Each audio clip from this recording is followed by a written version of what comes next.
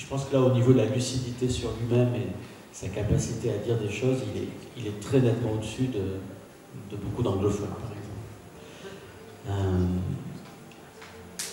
Si Louis Wolfson avait écrit que ce texte, je serais peut-être moins convaincu de ce que j'affirme sur son rapport à l'écriture et sur sa qualité d'écrivain. Le texte paraît donc en 72 chez Pontalis, connaît sa vie. Il se trouve que quelques années après, il va se passer un immense séisme, c'est la mort de sa mère. Et c'est compliqué. En règle générale, on peut supposer que la mort d'une mère est compliquée, mais là, pour lui, c'est à la fois la mère et l'ennemi. En plus, il était sous tutelle, donc vous l'avez peut-être compris par les extraits. N'ayant pu s'en débarrasser dans des asiles psychiatriques, elle l'avait à sa charge et à domicile tout le temps. Avec donc celui qu'il appelle son beau-père, qui était un peu butor, vous allez vous en apercevoir par un texte tout à la fin. Donc il se retrouvait avec ce dadé qu'ils ont eu jusqu'à l'âge de 50 ans presque, qu'il ne comprenait pas. C'est l'inventeur du Walkman en passant, Wolfson. C'est-à-dire dans ces périodes les plus rebelles à la langue anglaise, il avait trouvé le mini transistor le plus petit du marché et il se promenait dans la rue avec des stocks de piles et un casque audio pour se protéger de ce qu'il pouvait entendre au niveau du langage, et il faisait la même chose chez lui.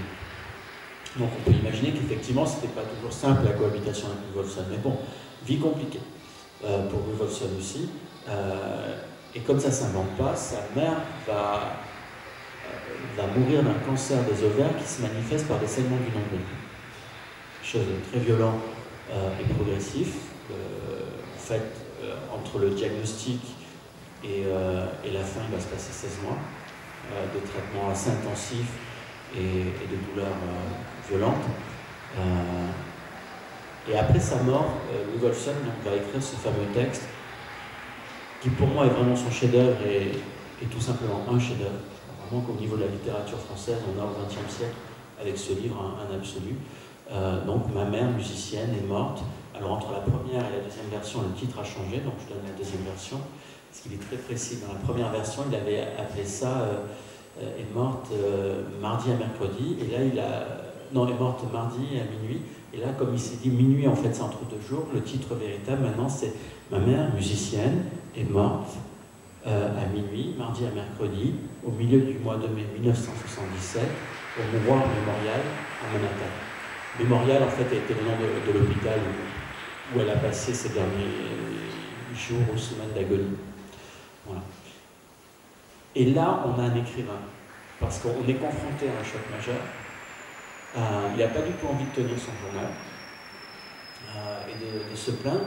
Il va décider de raconter ça à la manière d'un écrivain, c'est-à-dire toujours en sortant de lui-même, mais en étant aussi lui-même, c'est-à-dire qu'il est sa mère malade, il est son beau-père chiant, il est les courses hippiques. Vous allez voir, parce que dans ce livre, il est dans la période d'obsession de Paris hippique. Donc sa vie, en fait, a vraiment alterné entre les visites à l'hôpital, pour ainsi dire, et les moments où il est sur les courses, sur les champs de courses. On va commencer par un premier texte qui est assez bref, qui est juste l'état des lieux, justement. Donc il explique ce qui lui arrive. J'avais développé l'habitude, ou disons, la compulsion maniaque, de hurler à plein poumon quelquefois à la maison le mot médical de lavement. Ça arrivait en anglais énormément. Cette manie avait été déclenchée ou aggravée par la conjoncture de plusieurs facteurs, dont la visite prochaine aux USA de Georges Pompidou et la sortie relativement peu avant du Schizo et les langues, février 1970, coïncidence qui semblait vouloir m'inciter, en idiot suggestible, à tenter au jour de Georges. N'avait-il pas été là le but principal du psychanalyste parisien et juif? Non. En faisant paraître mon pauvre livre délirant dans sa collection chez Gallimard? Sans doute que Jean Bertrand dirait que c'est là une autre facette de ma paranoïa schizophrénique, ou de ma schizophrénie paranoïaque, des praticiens aliénistes pouvant, entre autres, employer plus ou moins impunément le grec d'avant en arrière ou d'arrière en avant. Peut-être même que mon livre aurait été un best-seller si j'avais réussi le coup. Ironiquement, Pontalis ne savait certes pas que le bon vieux cancer était en train de faire son affaire à Pompidou. Et en plus des sacrés canassons, c'est le cancer dont il doit s'agir dans ces témoignages, quoique plutôt celui de ma mère, et un peu aussi de celui, cas horrible, dont est atteinte la planète bleue, la troisième de notre système solaire, la Terre. À dire vrai, ma vieille n'a pas laissé énormément de notes sur sa maladie mortelle. Une quarantaine de pages dans un cahier de petit format et une autre vingtaine dans un de format plus grand, les deux cahiers se répétant pour la plupart comme déjà dit. Elle n'était donc pas très prolifique, bien au contraire de certaines gens qui écrivent et écrivent, toujours voulant quelques best-sellers de plus, leur énième encore plus d'argent et de gloire, et cela peut-être hypocritement, dans le sens qu'ils ne lisent guère ce qu'écrivent d'autres, faute de temps. Tant pis. Lire, écrire, agir, détruire. Il faut essayer sans doute de détruire les tumeurs. Tumeurs. Surtout les malignes, qui poussent dans les chairs des gens, par chirurgie, irradiation, y compris radioactive, produits chimiques. Mais il faut surtout guérir les cancers géants, ceux des astres errants. Et seule s'avérerait effective, en fin de compte, d'énormes quantités de radioactivité, plutôt de réellement énormes explosions thermonucléaires. Le cancer est une maladie qui couve longtemps avant de faire son apparition clinique. Il faut en général, pour les tumeurs dites solides, à l'opposé par exemple de celles du sang, les leucémies, de longues années avant que suffisamment de cellules soient formées pour donner une grosseur gênante. Ainsi, Rose était-elle peut-être déjà cancérisée une dizaine, voire une quinzaine d'années avant qu'elle ne sentît une douleur abdominale en descendant, suivie de son unique fils, de l'autobus retournant de l'hippodrome de Yonkers, ville adjacente à New York, du côté nord de celle-ci, et où il y a des courses nocturnes sous harnais. À cette époque de ma vie confuse, je fréquentais religieusement, presque chaque jour, l'une ou l'autre des plusieurs pistes hippiques de la région métropolitaine, et parfois deux dans le même jour, donc l'après-midi et le soir. Les excursions doubles n'avaient guère lieu que lors de certaines fêtes nationales ou religieuses, juives ou chrétiennes, car, par exemple, bon nombre de propriétaires de cheval semblant pouvoir être concernés, d'après la consonance de leur nom, par telle ou telle fête, avaient tendance à gagner, me semblait-il, le jour même ou peu de jours immédiatement précédant la fête, à en juger des années antérieures. Mais malgré cette supposée constatation astucieuse, je perdais à la longue, même si 2 ou 3 soirées je gagnais presque $1000. Aussi, les 5244 piastres que mon père m'avait laissés étaient-elles allées nourrir les poneys, comme on dit sarcastiquement, et également plus tard et au fur et à mesure mes allocations mensuelles d'environ $130, dont une centaine du gouvernement fédéral américain, car un psychiatre expert à la solde de ce gouvernement central m'avait diagnostiqué comme schizophrène depuis l'enfance et incapable de travailler, sans doute avec pronostic défavorable, et le reste, $30, et pour la même raison, de l'État de New York. Je ne sais pas si vous percevez déjà un peu le changement de registre au niveau de la langue, la fluidité plus grande, la précision des images qui déboulent. C'est vraiment un roman extraordinaire. D'ailleurs, je dis spontanément roman au lieu de dire récit, alors que tout est avéré, enfin je pense qu'il n'a pas inventé sa mère. Il y a dans ce texte des capacités de création d'images et de transmission qui sont gigantesques. C'est-à-dire Rose, qui est sa mère, vous voyez défiler tout à l'heure sur les images, quand on termine ce roman est vraiment présente. D'ailleurs, ce roman est une stèle. C'est comme ça que se terminera d'ailleurs les lectures. J'y reviendrai tout à l'heure. Mais quand on m'a proposé de faire une présentation de Louis Bolsor, en fait, je me suis dit, il y a un extrait qu'il faut lire. C'est celui qu'on va vous lire maintenant, après cette brève présentation. Donc, là, ça y est, le diagnostic est tombé, elle a un cancer. En fait, quand elle descend d'un bus, effectivement, elle se plie un peu, et c'est raconté dans le début du livre. Ils vont consulter, et après, il y a tout le passage où les diagnostics divergent un peu, les traitements proposés aussi. Est-ce qu'on va plutôt dans cette l'hôpital, etc. Voilà, ça devient tout de suite une comédie humaine et en même temps une tragédie incroyable.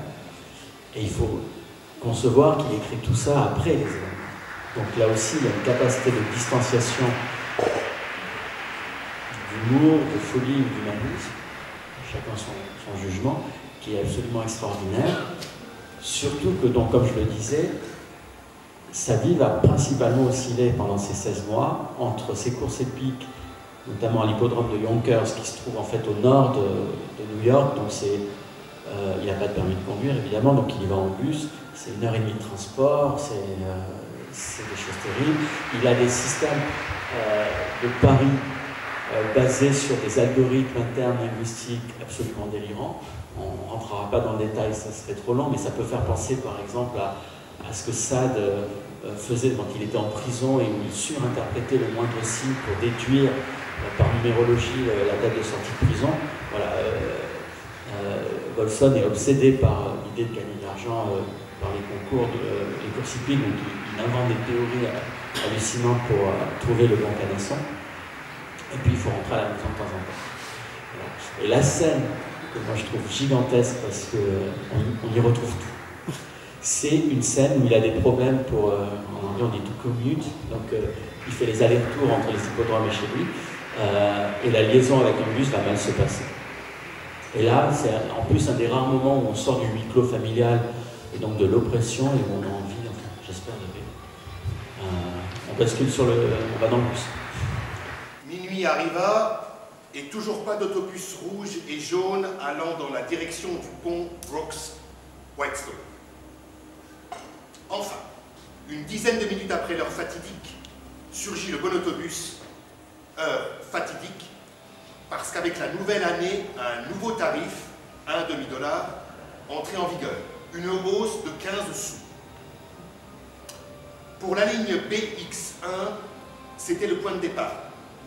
Et deux jeunes filles, une dame d'un certain âge, un jeune couple et moi-même montèrent à bord. Tous mettaient le nouveau tarif de 50 sous dans la boîte, plus sans doute les 5 sous de péage. Mais moi, me sentant lésé par le retard relativement à un jour ordinaire, je n'y mis que l'ancien tarif de 35 sous. Pas de péage de 5 cents non plus, car je n'allais pas traverser le pont. Le chauffeur, un nègre que je n'avais jamais vu auparavant, cette compagnie privée ayant semblé en employer relativement très peu d'ailleurs, commença de m'engueuler dans un anglais qui témoignerait qu'il venait de débarquer, ou peu s'en fallait, d'un bateau ou avion, en provenance des îles Vierges, de la Jamaïque, de Trinidad et Tobago. Malgré sa sale engueulade, je ne réussis pas à me décider de jeter une autre quinzaine de sous dans la boîte. Néanmoins, l'ex-insulaire insolent mit le véhicule en marche en grommelant avoir bien des emmerdements ce soir-là. Je pris place, voyons avoir eu gain de cause. On arriva à la cité que j'habitais et je tirai sur la corde pour sonner. Alors, le moricaud cria « Est-ce que tout le monde va au Bronx ?» C'est-à-dire de l'autre côté de l'East River et du pont Whitestone, pierre blanche. Moi, évidemment, je n'y allais pas, étant donné que je venais de signaler mon désir de descendre. Les deux putains de jeunes filles dirent en chœur « Oui !» Les trois autres personnes ne prenaient pas la peine de répondre. Mais n'ayant pas dit non, on pouvait présumer qu'ils y allaient également. Alors le nigger me cria « Je t'emmène au Bronx !» Je n'étais pas de taille pour arrêter moi-même l'autobus filant à bande allure vers le pont suspendu, sans mentionner de toute façon la route toute mouillée et glissante. Je répétais simplement assez fort et sans arrêt « Je veux descendre !» Après quelques rues, et s'approchant de l'autre bout de ma cité, le saligo arrêta et me laissa descendre dans la pluie, le vent et les flaques. Peut-être que l'ordure avait eu peur que je ne criasse aux flics des ponts au péage qu'on était en train de me kidnapper. Risque peut-être d'expulsion du pays. Accessoirement, le trajet et le terminus de cet autobus étaient dans la partie septentrionale du Bronx et non dans la partie méridionale où était toujours hospitalisé Sam après sa crise cardiaque. Je ne rentrais la tête bien mouillée qu'après 1h du matin du Nouvel An. Ma mère et ma tante veillaient. Et celle-là, à son tour, m'engueulait un peu maintenant, et en anglais, s'entend. Où étais-tu? J'ai appelé l'hippodrome. On me disait que tout était terminé sur les 10 heures. L'autobus rouge et jaune était plus d'1 heure en retard. Alors, pourquoi n'as-tu pas téléphoné? L'autobus devait arriver d'une minute à l'autre. Mon Dieu, tu inondes le tapis de pluie. Enlève tes souliers et pends ton veston sur un cintre dans la salle de bain. Rentré dans ma chambre, et avant que je n'allumasse ma radio à ondes courtes, l'apocalypse enfin, peut-être. Je l'entends dire à sa sœur: Maintenant, je sais qu'il ne vaut rien. Redonnons maintenant le contrôle de votre appareil de télévision jusqu'à la prochaine émission de... Assurez-moi,